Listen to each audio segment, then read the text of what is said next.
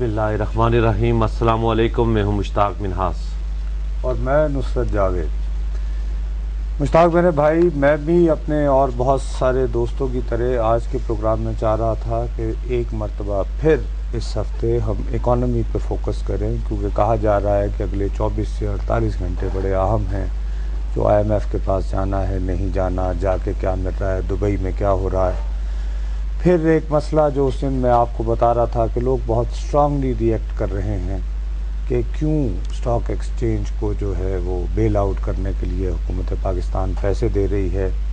आज अंसार अब्बासी हमारे दोस्त ने ख़बर भी उसके बारे में एक बनाई है, लेकिन सच्ची बात है कि अभी उसकी तैयारियों में ही मसरूफ़ थे तो ये बलूचिस्तान का वाक़या हो गया, और उसको इस वक्त जो है वो फोकस करना मुश्ताक इस वजह से बड़ी ज़रूरी है कि शाम में फिर आफ्टर शॉक्स हुए हैं और उसके बाद लोग जो है वो घरों में नहीं रहना चाहते, बाहर रह रहे हैं। और उन इलाक़ों में, जैसा आप भी जानते हो, मैं भी जानता हूँ, कोयटा, ज़ियारत वगैरह, वहाँ तो सर्दी भी काफ़ी बहुत होती है। का मौसम शुरू तो मेरा ख्याल है कि ज़्यादा बेहतर होगा। बाकी चीज़ें होती रहती हैं, सियासत की। बलूचिस्तान में ये इसको फोकस करना चाहिए, क्योंकि पब्लिक यही है। आज हमारा तो मसला ये होता है कि जहाँ पे भी खल्क़ खुदा का मसला हो तो हर चीज़ हम पीछे छोड़कर, तो मेरा ख्याल है बेहतर ये है कि हम अपने नुमाइंदे एक तो मुजीब को थ्रू आउट अपने साथ प्रोग्राम में रखें, ताकि बताते रहें, और हम ये भी रिक्वेस्ट करें कि वो इलाके, वहाँ के शहरी जो डायरेक्ट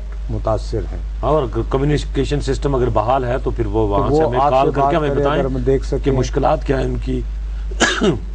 और इसके अलावा भी मुश्ताक कुछ ऐसे लोग जिन्होंने कोई इमदादी काम किया है, या आम शहरी जो महसूस कर रहे हैं कि उनको फ़लाँ इदारे की तरफ से फ़लाँ मदद पहुंचनी चाहिए थी, वो नहीं पहुंची। वो कहाँ हैं, किस जगह हैं, क्या शिकायत है, या हुकूमत की तरफ से कोई ऐसा मैसेज हो जो कि वो बताना चाहें कि लोग ये चीज़ें करें। देखें नुसरत साहब, क्योंकि ज़लज़ला जो है, नंबर बता दो ताकि वो भी हमारे साथ इंटैक्ट रहें। हाँ, नंबर हमारा है 0512805031। ये हमारा नंबर है। और ख़ास करके हम एक, जिस तरह नुसरत साहब ने अपील की कि वो इलाके जहाँ पर ज़लज़ला आया है या वो इमदादी कारकुनान जो इसमें मसरूफ़ हैं, अगर वो देख रहे हैं ये प्रोग्राम, तो वो हमें कॉल करें। अगर कम्युनिकेशन सिस्टम है, मेरे ख्याल में कम्युनिकेशन सिस्टम अभी थोड़ा बहुत बहाल हो रहा है आस्ता आस्ता।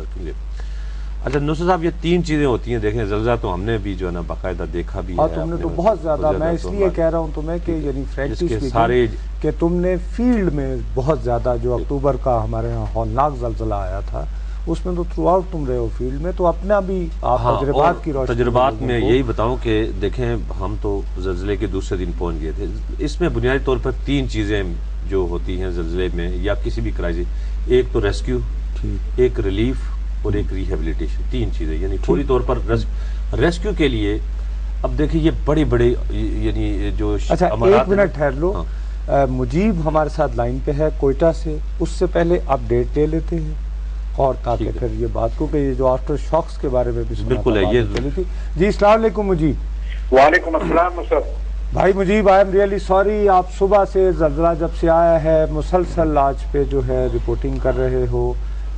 आई फुली अप्रिशिएट कि आप बिल्कुल एग्जॉस्ट हो चुके होगे, लेकिन मेरे और मुश्ताक की वरी ये है कि अभी हम देख रहे थे, सुन रहे थे, और इत्तलात भी आ रही हैं कि कोयटा में जो आफ्टर शॉक्स आए उसके बाद से भी कुछ पैनिक फैला है, लोगों को घरों से बाहर रहने का कहा गया है।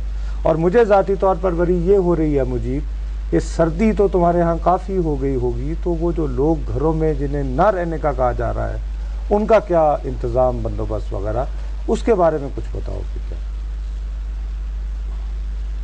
हेलो नुसरत, जो आफ्टर शॉक शाम को आए 5:35 पे, उसकी रेक्टर स्केल पे शिद्दत 6.4 थी, और ये तकरीबन उसी के बराबर था जो सुबह आया।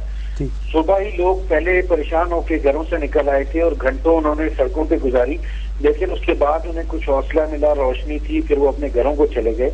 लेकिन शाम को जब ये ज़लज़ला आया तो इस शिद्दत का था कि कोयटा की जो बड़ी इमारतें हैं, जिनके बारे में कहा जाता था कि ये ज़लज़ला प्रूफ हैं और इन्हें कोई नुकसान नहीं पहुंच सकता, उनमें दरारें पड़ गई। छोटे मकानों की तो बात ही क्या करना, जिसके बाद लोग घरों से निकले हैं। और फिर ये माहिर अर्जियात ने कहा कि जी ये मजीद आफ्टर शॉक्स आएंगे और ये सिलसिला जारी है। इस वक्त भी میں کوئٹہ میں کھڑا ہوں اور محسوس کر رہا ہوں کہ زمین ہلکی ہلکی لرز رہی ہے.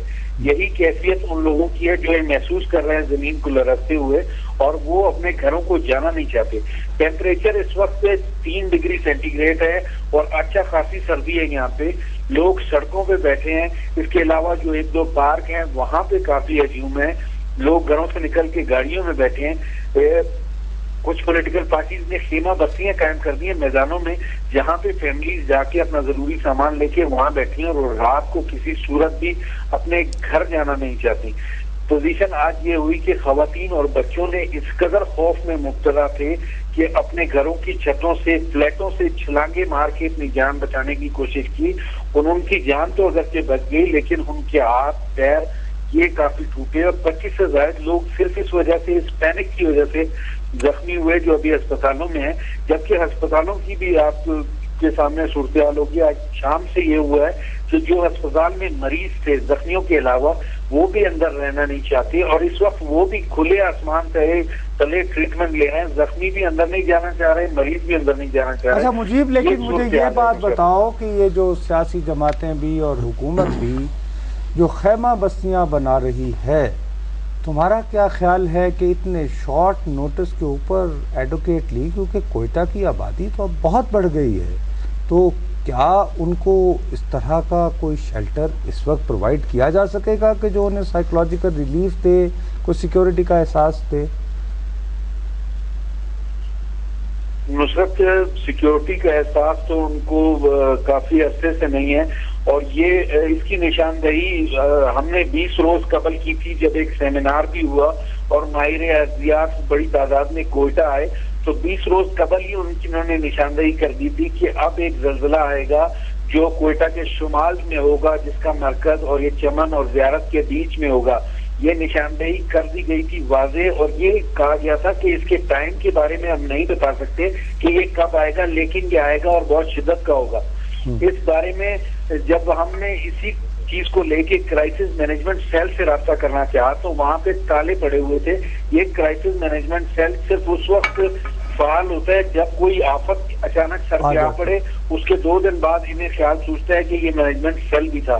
جبکہ اگر وہ سیل فعال ہوتا تو آج جس طرح بیار و مددگار کوئٹہ کے شہری ہیں اور کھلے آسمان تلے وہ بیٹھے ہوئے ہیں یا میدانوں میں جا کے بیٹھے ہوئے ہیں, تو اس کے لیے باقاعدہ کوئی پلاننگ ہوئی ہوتی, کوئی فوری رضاکار میدان میں آتے. ایسا کچھ نہیں ہے. جو کچھ بھی ہے لوگ اپنی مدد کے آپ کے تحت کوئٹہ شہر میں کر رہے ہیں. اچھا مجیب, جو ریسکیو آپریشن جس کی ہم بات کر رہے ہیں, ظاہر یہ ابھی 3-4 دن تو ریسکیو آپریشن چلے گا. ریسکیو آپریشن میں ایک بنیادی طور پر جو لوکلز ہیں سب سے پہلے تو وہ سامنے آتے ہیں, اس کے بعد پھر آہستہ آہستہ دوسرے شہروں اور دوسرے صوبوں سے لوگ آتے ہیں. پھر اگر اتنی زیادہ صورتحال خراب ہو جیسے 8 اکتوبر کے زلزلے میں آئے تو پھر انٹرنیشنل جو ریسکیور ہیں وہ آ جاتے ہیں.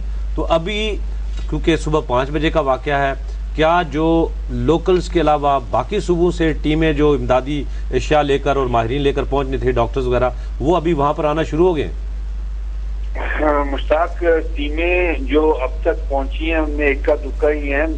جو مقامی این جی اوز کی ہیں یا ریڈ کراس کی کچھ ٹیمیں وہاں پہنچ سکی ہیں, جبکہ اس واقعے کے فوراً بعد سب سے پہلے فرنٹیئر کور بلوچستان اور پھر پاک فوج انہوں نے امدادی سرگرمیوں کا آغاز کیا اور اپنے 5 ہیلی کاپٹر صبح سے شام تک مسلسل ان علاقوں میں پہنچائی. اس کے علاوہ لورلائی کا راستہ جو کھلا ہوا تھا, یہاں سے ٹرکوں میں ٹینٹ, کمبل وغیرہ لوڈ کر کے زیارت پہنچائے گئے, کیونکہ کوئٹہ کے راستے میں کافی زیادہ رکاوٹیں تھیں, تودے گر چکے تھے, اس لیے دقت ہو رہی تھی. ہماری آج 2 ٹیمیں ان علاقوں میں گئیں, ایک زیارت کے علاقے میں, دوسرے پشین کے علاقے میں. یہاں پہ بھی یہی دیکھنے میں کو ملا کہ جو تودے آ کے گرے اس کی وجہ سے ٹریفک میں خلل پڑ رہا ہے اور وہاں پہ پہنچنے میں بھی دقت ہے اور وہاں سے واپس آنے میں بھی دقت ہے. ہماری ایک اور ٹیم ابھی روانہ ہوئی ہے اور وہ زیارت ابھی تک نہیں پہنچ سکی. اس کی بنیادی وجہ ہے کہ اتنے زیادہ ٹرک امدادی سامان لے کے جا رہے ہیں اور روڈ پہ پتھر ہیں اور اس وجہ سے ان کو پہنچنے میں دقت ہو رہی ہے, اور یہ سب سے بڑی پرابلم سامنے آئی ہے. صبح تک یہ پرابلم نہیں تھی جب امدادی